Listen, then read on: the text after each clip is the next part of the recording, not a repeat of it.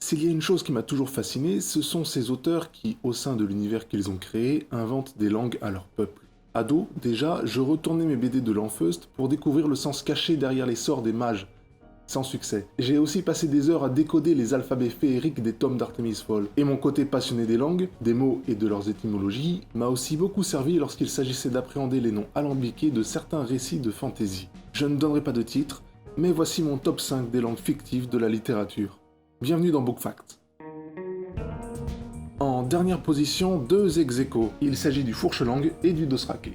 On sait tous de quelles œuvres proviennent ces deux langues, mais je vous le donne quand même en mille, respectivement d'Harry Potter et du Trône de Fer. Alors pourquoi j'ai classé ces langues ex-aequo ? Eh bien parce que dans leurs romans, elles ne sont pas tant développées alors qu'elles prennent une dimension prépondérante dans le récit. En outre, toutes deux sont liées aujourd'hui à un imaginaire fort. Ce dernier a notamment pris place grâce à la création de ces deux langues pour le cinéma.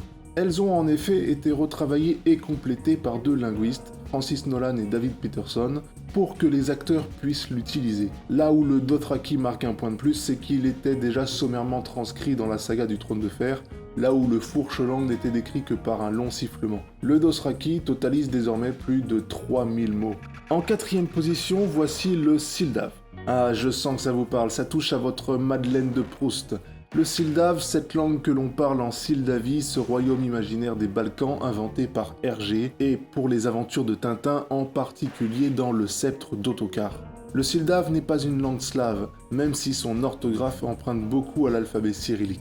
Elle mélange aussi la graphie latine, et en réalité, la langue de Hergé s'inspire du Marols, un patois de Bruxelles. Là où cette langue est construite avec intelligence, c'est qu'elle possède sa propre évolution. Sa syntaxe est différente selon son ancienneté, si on lit un texte du XIVe siècle ou du XXe siècle. En tout cas, s'amuser à la déchiffrer pour y dénicher les emprunts que Hergé a utilisés pour la construire, nous rappellera encore et encore avec beaucoup de bonheur les beaux jours de notre enfance. J'ai élu le Natset en troisième position. Celui-ci, je crois que vous ne l'avez pas vu venir. Il s'agit de la langue parlée par Alex Delarge et sa bande de joyeux droogies dans le roman d'Anthony Burgess, L'Orange Mécanique. Et oui, parce qu'avant d'être un des meilleurs films de Stanley Kubrick, Orange Mécanique était bel et bien un roman. Et c'est bel et bien son auteur qui développa le vocabulaire employé par ces jeunes sauvages. Natset, il faut le savoir, c'est le suffixe russe pour les nombres de 11 à 19. Un peu comme teen dans 16 en anglais. Oui, je parle moins bien anglais que mon petit neveu. Et teen en anglais, eh ben ça désigne un adolescent.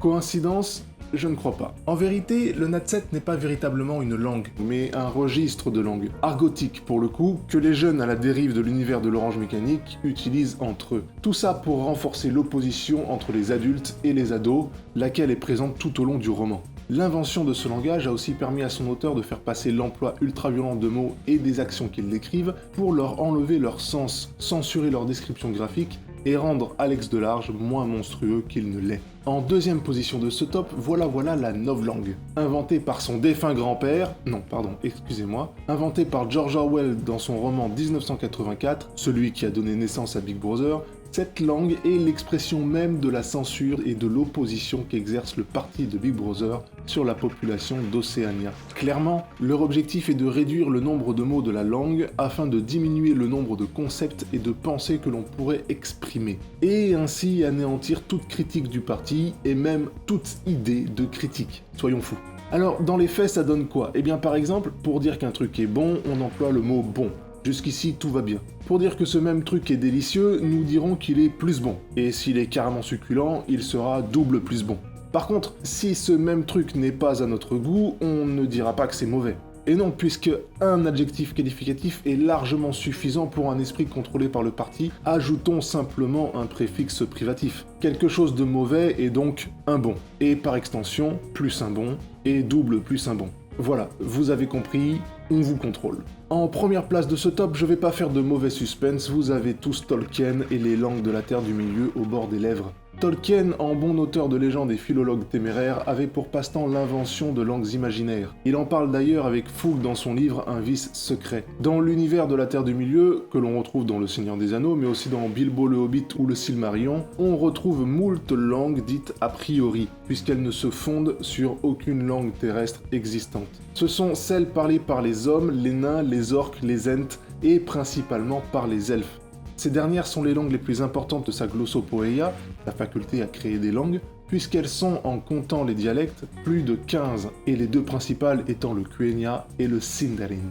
Là où Tolkien pousse le bouchon très très loin, c'est que non seulement il ajoute à ces langues une évolution historique selon la mythologie qu'il développe dans le Silmarillion, mais il se permet d'influencer le vocabulaire de chacune par des mots des langues fictives voisines. Et encore, l'énergumène balance quelques infos dans sa saga, mais il se réserve pour lui le gros de son travail, n'ayant de cesse d'approfondir la grammaire et le vocabulaire de ces différentes langues jusqu'à sa mort en 1973. Pour dire, juste pour le Sindarin, on estime son nombre de mots à environ 1700. Et nous sommes tout à fait capables de nous exprimer avec seulement 1000 mots. Voilà. Tolkien, 15 langues, tu peux pas tester.